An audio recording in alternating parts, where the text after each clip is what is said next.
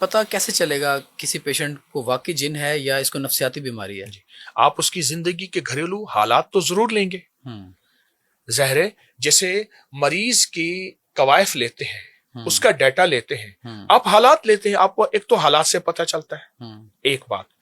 دوسرا آپ ایسا کریں، ایک ٹیشو لے لیں، ٹیشو اس میں مریض کا لعاب لگوائیں، اسے کہیں تھوک دے مریض کا لعاب، اس ٹیشو کو لپیٹ کے آپ رکھ دیں، اور سورۃ الکافرون قل یا ایھا الکافرون، یہ شیطانی چیزوں کا بہت رد ہے، اور اس میں اللہ پاک کا نظام ہے، شیطانی چیزوں کے لیے چیلنج ہے، جس کی آخری آیت ہے لکم دینکم ولی دین، تجھے تیری ادا پسند، مجھے میری ادا پسند، تجھے خودی پسند، مجھے خدا پسند.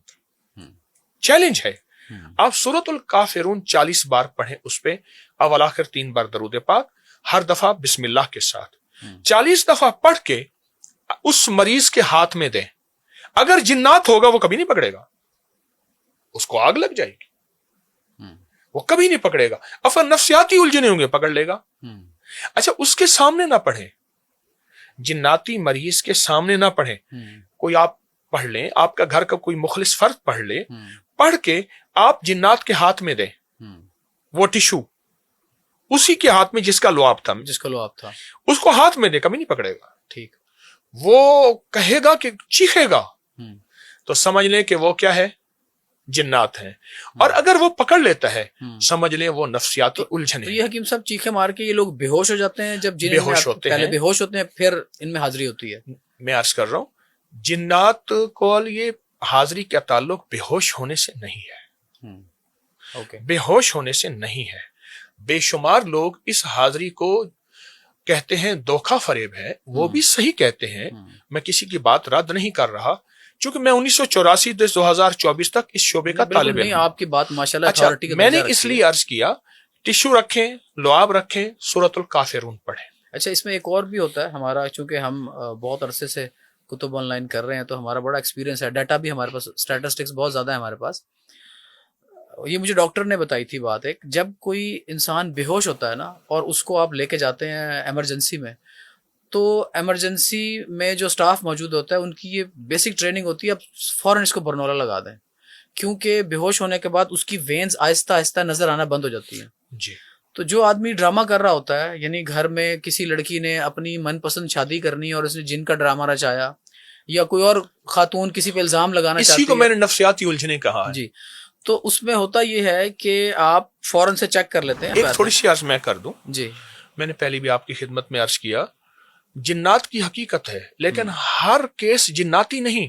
پہلے بھی عرض کیا اس میں گھریلو الجھن نفسیاتی مسائل. اب گھریلو الجھن نفسیاتی مسائل میں آپ جو چیز بھی سامنے لے آئیں، جی لیکن ضروری نہیں کہ ہر چیز جنات ہو. بالکل. اچھا حکیم صاحب، آپ ماشاءاللہ ملٹی ٹیلنٹڈ آدمی ہیں، آپ ذکر بھی دیتے ہیں لوگوں کو پڑھنے کے لیے. ذکر کا بتائیں ہماری زندگی پہ کتنا اثر ہوتا ہے؟ میرے اللہ نے کہہ دیا کہ الا بذکر اللہ. یہ جو اللہ ہے نا عربی میں، اس کی مثال ایسے ہے جیسے بہت سے بندے مختلف باتیں کر رہے ہیں، بہت سے بندے مختلف کام کر رہے ہیں، اور ایک آواز آئی خبردار چپ کرو، ٹھہر جاؤ، میری بات سنو. ٹھہرو، اگر تم سکون تلاش کرتے ہو، دنیا میں راحت تلاش کرتے ہو، وہ میری یادوں میں ہے. اس وقت پوری دنیا کی سائنس اور گورا مراقبے پہ آ رہا. نہیں وہ تو اللہ تعالیٰ نے قرآن پاک میں بھی کہا ہے نا، افضل الذکر لا الہ الا اللہ وافضل الدعاء الحمدللہ، بہترین ذکر لا الہ الا اللہ اور بہترین دعا الحمدللہ. جی حدیث میں ہے.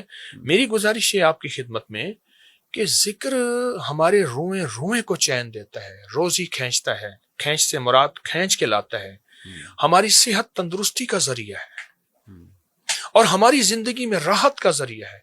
اور یقین جانیے اگر جو بندہ زیادہ ذکر کرتا ہے، اللہ اس کی نسلوں میں تونگری کے دروازے کھولتا ہے، برکتوں کے دروازے کھولتا ہے. مثال دوں، جی جی پلیز. جتنی بھی درباروں کے گدی نشین مجاور ہیں، ان کے بڑے عبادات ذکر اعمال کر گئے تھے، اللہ نے ان کی نسلوں کو پالنے کے وعدے آپ ماشاءاللہ زندہ جاوید مثال ہمارے سامنے اللہ نے ان کی نسلوں کو پالنے کے وعدے کیے.